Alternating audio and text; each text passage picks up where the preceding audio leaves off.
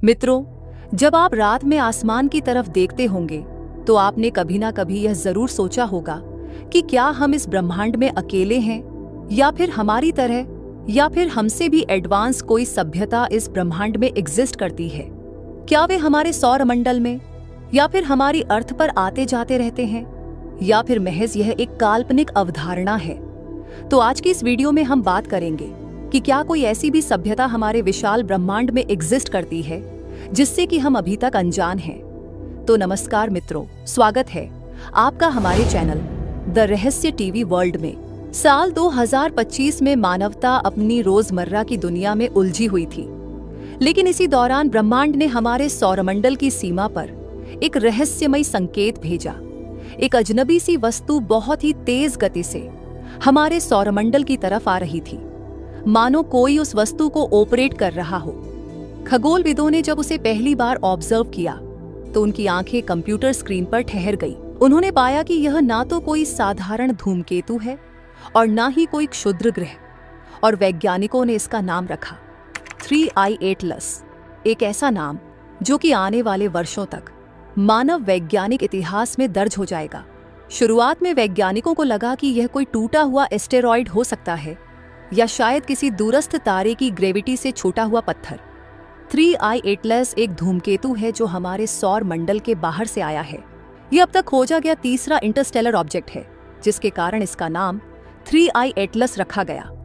इसे एटलस नामक दूरबीन से जुलाई 2025 में खोजा गया था, जब यह ओर्ट क्लाउड क्षेत्र के बाहर से भीतर आ रहा था। ये वस्तु बहुत तेज गति से आगे बढ़ रही थी, एक हाइपरबोलिक ऑर्बिट में यात्रा कर रही थी, यानी वापस कभी नहीं लौटेगी। 3I एटलस सौरमंडल के किनारे से होकर आया, फिर यह नेपच्यून की कक्षा से होकर गुजरा। यहाँ पर उसका रास्ता लगभग स्थिर था। इसके बाद यह यूरेनस की कक्षा से होकर गुजरा। यहाँ सूर्य का खिंचाव थोड़ा बढ़ना शुरू हुआ और 3I एटलस की टेल अचानक से बनने लगी। मित्रों, जब 3I एटलस यूरेनस की कक्षा से होकर गुजर रहा था तो वैज्ञानिक हैरान रह गए। इतनी भयानक ठंड में, जहां किसी भी धूमकेतु की पूंछ बनना लगभग असंभव होता है, वहां इस कॉमेट की टेल अचानक से बनने लगी। इतने कम तापमान में टेल का बनना अपने आप में एक रहस्य था। वैज्ञानिक समझ ही नहीं पाए कि बिना गर्मी के इसकी बर्फ किस शक्ति से भाप बनकर बाहर निकल रही है। शुरुआत में वैज्ञानिकों ने इसे एक गलती माना, लेकिन बाद में डेटा कंफर्म हुआ कि इस ऑब्जेक्ट से वास्तव में वाटर वेपर और गैस जेट्स निकल रहे थे। आमतौर पर होता यह है कि जब कोई कॉमेट सूरज के पास आता है तो उसकी सतह पर जमी बर्फ गर्मी से पिघलने लगती है और उससे गैस और वाटर वेपर निकलते हैं। यही वेपर धूल के साथ मिलकर उसकी चमकदार पूंछ जैसी दिखाई देते हैं। यानी वाटर वेपर तभी निकलते हैं जब तापमान बढ़े। तो सवाल यह उठता है कि शुरुआत में बिना किसी गर्मी के इस ऑब्जेक्ट से गैस और वाटर वेपर कैसे निकल रहे थे, और यही पहली बात इस ऑब्जेक्ट को रहस्यमयी बनाती है। या फिर हो सकता है कि 3I एटलस में ऐसी वॉलेटाइल धातुएं या कंपाउंड गैसें हों जो कम तापमान पर भी वेपराइज हो जाती हो, जैसे CO2, अमोनिया या मेथनॉल। लेकिन इसमें जो वेपर पाया गया वह वाटर बेस्ड था, यानी यहाँ कुछ और ही हो रहा था। दूसरा रहस्य ये है कि 3I एटलस के अंदर रेडियो एक्टिव डीके या मैग्नेटिक एक्टिविटी चल रही हो सकती है, जिससे उसके अंदर हल्की इंटरनल हीटिंग पैदा हो रही हो। मतलब ये ऑब्जेक्ट एक जीवित थर्मल स्ट्रक्चर की तरह व्यवहार कर रहा था, जो खुद गर्मी पैदा कर रहा है। इतना सब कुछ अजीब होने के बाद भी कुछ वैज्ञानिकों का मानना था कि यह एक आम सा ऑब्जेक्ट है, एक साधारण सा कॉमेट या फिर किसी और सोलर सिस्टम के प्लैनेट के कोर का टुकड़ा हो सकता है। लेकिन मित्रों, 3I एटलस को सिर्फ यही बातें अजीब नहीं बना रही थी, बल्कि और भी कई ऐसे रहस्य उजागर होने वाले थे जो इसे और भी अजीब बनाने वाले थे। इसके बाद यह शनि ग्रह की कक्षा से होकर गुजरा। यहाँ इसकी गति और चमक बढ़ने लगी। इस समय वैज्ञानिकों ने इसमें प्योर निकेल वेपर के संकेत पकड़े। तब उसकी आसपास की गैस और धूल के कणों का विश्लेषण किया गया और कुछ ऐसा मिला जो कि हमारी पृथ्वी पर बहुत ही दुर्लभ है और किसी इंटरस्टेलर ऑब्जेक्ट में पहली बार मिला है, और वह है प्योर मेटालिक निकल, यानी बिल्कुल शुद्ध निकेल। जी हाँ, वही निकेल जो कि हमारी पृथ्वी के अंदर भी मौजूद है, लेकिन हमारी पृथ्वी के अंदर निकेल पूरी तरह से शुद्ध नहीं होता, बल्कि कई धातुओं का मिश्रण होता है। जबकि 3i एटलस के अंदर जो निकेल पाया गया था वह पूरी तरह से 100% शुद्ध निकेल था। 3i एटलस के अंदर जो निकल पाया गया है वह हमारी पृथ्वी के निकल जैसा बिल्कुल भी नहीं है।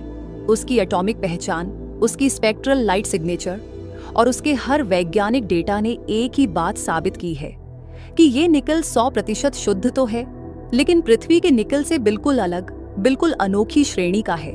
मानो ये किसी ऐसे कोने से आया हो जहां के तत्व हमारे पूरे सोलर सिस्टम के नियमों से मेल ही नहीं खाते।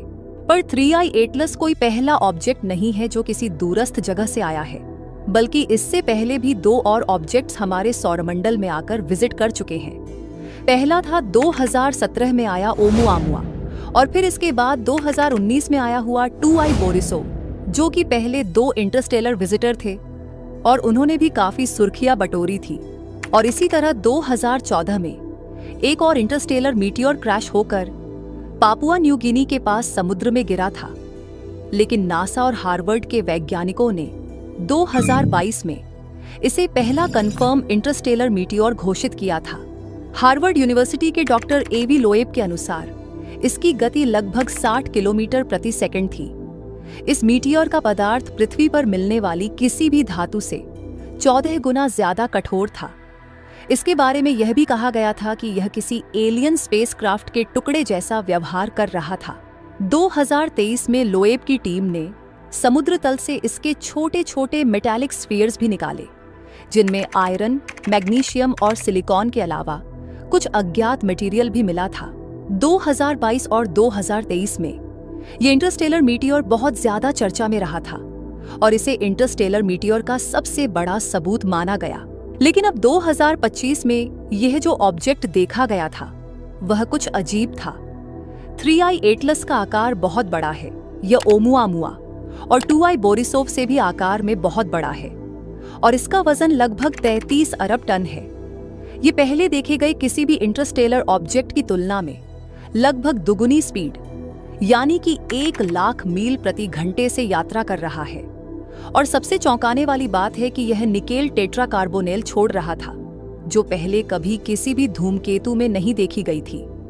इस निकेल टेट्राकार्बोनेल को सिर्फ और सिर्फ मानव निर्मित स्पेसशिप में ही देखा गया है। साथ ही वैज्ञानिकों ने इस धूमकेतु के कोमा यानी कि गैसों के धूल के घेरे में कार्बन डाइऑक्साइड की मौजूदगी का भी पता लगाया है।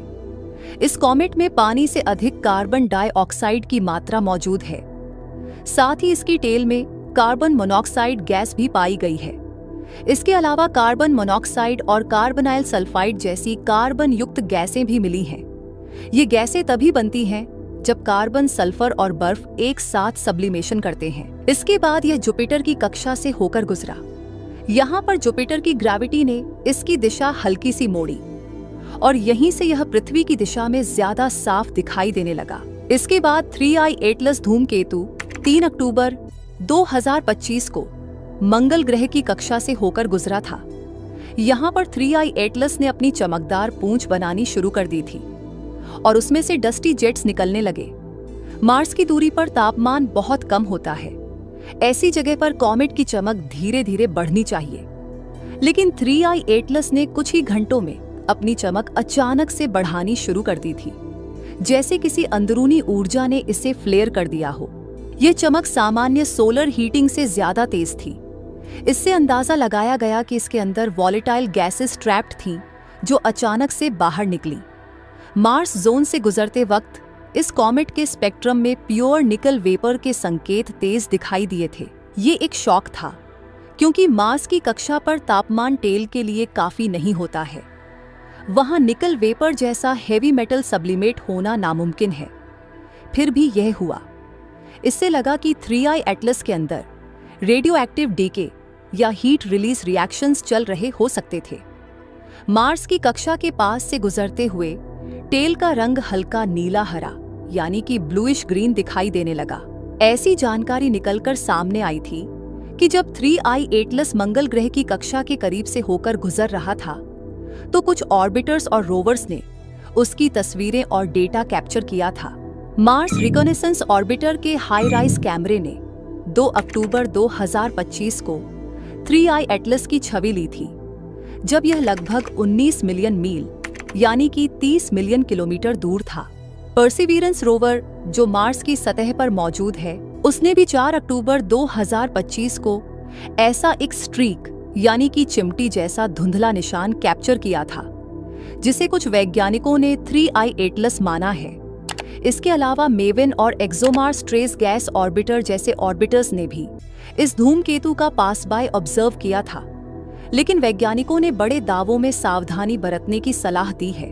परसिवियरेंस की तस्वीर में धूमकेतु की पहचान शंकास्पद बताई गई, मतलब पक्का नहीं है कि वह स्ट्रीक 3i एटलस है या नहीं। डेटा अभी कंफर्म होना बाकी है। कुछ ऑर्बिटर्स की तस्वीरों में धूमकेतु बहुत फेंट दिखाई दिया, यानी उसकी कोर और कॉमा की तस्वीरें तो मिली, लेकिन उनमें ज्यादा डिटेल नहीं थी। लेकिन उन सभी डेटा और तस्वीरों की पूरी पुष्टि अभी भी होनी बाकी है।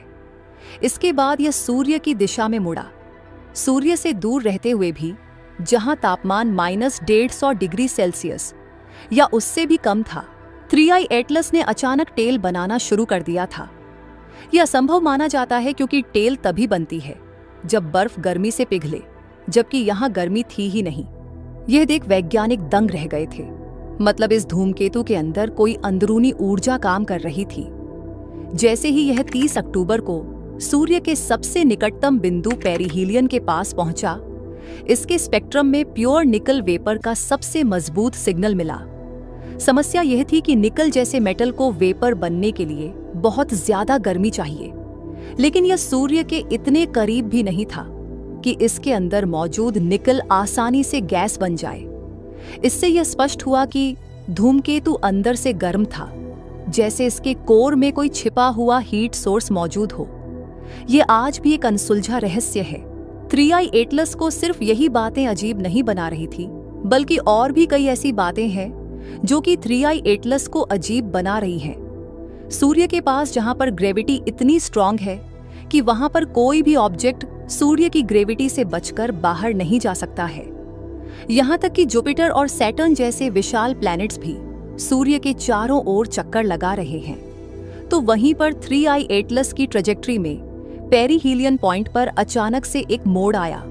मतलब ये है कि कोई गैस जेट्स, कोई इंटरनल ब्रस्ट या फिर कोई इंटरनल फोर्स इसके पथ को धकेल रही थी, जैसे कि कोई इसे अंदर से ऑपरेट कर रहा था। और ठीक यही फिनोमिनॉन ओमुआमुआ में भी देखा गया था। पेरिहीलियन पॉइंट के पास पहुंचते ही 3i एटलस की टेल का रंग ग्रीनिश हो गया था। फिर येलोइश व्हाइट और डस्ट जेट्स में धारियां भी देखी गई थी। टेल शेप बदल रही थी। इस फिनोमिनॉन को देखकर कुछ वैज्ञानिकों ने तो यहां तक कह दिया था कि ऐसा लगता है कि जैसे कि यह ऑब्जेक्ट जीवित है और अंदर से एक्टिव है। जब 3i एटलस पेरिहीलियन पॉइंट को पार करके हाइपरबॉलिक दिशा में आगे बढ़ने लगा, जैसे कि हमने आपको बताया है कि इसकी कक्षा हाइपरबॉलिक है और अब ये हमारे सौरमंडल से हमेशा के लिए बाहर जा रहा है, तो अब दुनिया भर के वैज्ञानिकों की नजरें इस पर थी, क्योंकि 19 दिसंबर को यह पृथ्वी के पास से होकर गुजरा था। पर इतना पास से नहीं कि इसे पृथ्वी से बिना किसी बड़े टेलीस्कोप के देखा जाए, बल्कि यह इतना पास था कि वैज्ञानिक इसे अर्थ बेस्ड लार्ज टेलीस्कोप से अच्छे से ऑब्जर्व कर सकते थे। यह पृथ्वी से लगभग 27 करोड़ किलोमीटर की दूरी पर था, जो कि एक बेहद ही सुरक्षित दूरी थी और पृथ्वी को इससे कोई नुकसान भी नहीं था। मतलब यह पृथ्वी के लिए कोई खतरा नहीं बना, बल्कि यह हमारे सौरमंडल से चुपचाप जाने वाला था। और 19 दिसंबर के दिन वैज्ञानिकों ने जहां आसमान साफ था, 3i एटलस की बेहद ही रोमांचक तस्वीरें ली, जो कि वैज्ञानिकों में और खगोल विज्ञान में रुचि रखने वाले लोगों के लिए बेहद ही खास थी। फिलहाल ये मार्स के ऑर्बिटल रीजन से बाहर की ओर निकल चुका है और निरंतर आगे बढ़ रहा है। अभी यह जुपिटर की कक्षा की दिशा में आगे बढ़ रहा है। जुपिटर की ग्रेविटी भी इसे पकड़ नहीं पाएगी। 16 मार्च 2026 को जब यह जुपिटर की कक्षा को पार करते हुए आगे बढ़ेगा, तब हो सकता है कि जुपिटर को ऑब्जर्व कर रहा नासा का जूनो स्पेसक्राफ्ट इसके बारे में कुछ जानकारी हासिल कर सके और डाटा पृथ्वी तक भेज सके। अगर जूनो स्पेसक्राफ्ट तब तक एक्टिव रहा तो, क्योंकि वैज्ञानिकों के पास इसके अलावा कोई और मौका नहीं है 3i एटलस के बारे में और अधिक जानने का। फिलहाल वैज्ञानिक 3i एटलस पर अब भी नजर बनाए हुए हैं, क्योंकि 3i एटलस अभी भी अजीब व्यवहार कर रहा है। तो मित्रों, आपको क्या लगता है कि 3i एटलस कोई एडवांस सभ्यता का भेजा हुआ स्पेसक्राफ्ट हो सकता है जो कि हमारे सौरमंडल को ऑब्जर्व करने आया है, या फिर ये कोई भूला भटका हुआ महज एक पत्थर का विशाल टुकड़ा है जो कि किसी और तारे की ग्रेविटी से बाहर निकलकर अंतरिक्ष में बस यूं ही भटक रहा है? क्या 3i एटलस फिर से वापस आएगा? कमेंट्स में अपने विचार जरूर साझा करें, और यदि आपको यह वीडियो पसंद आया हो तो और कुछ जानने और सीखने को मिला हो तो प्लीज हमारी वीडियो को एक लाइक और चैनल को सब्सक्राइब जरूर कर लीजिएगा, क्योंकि 3i एटलस के रहस्य अभी बाकी है। धन्यवाद।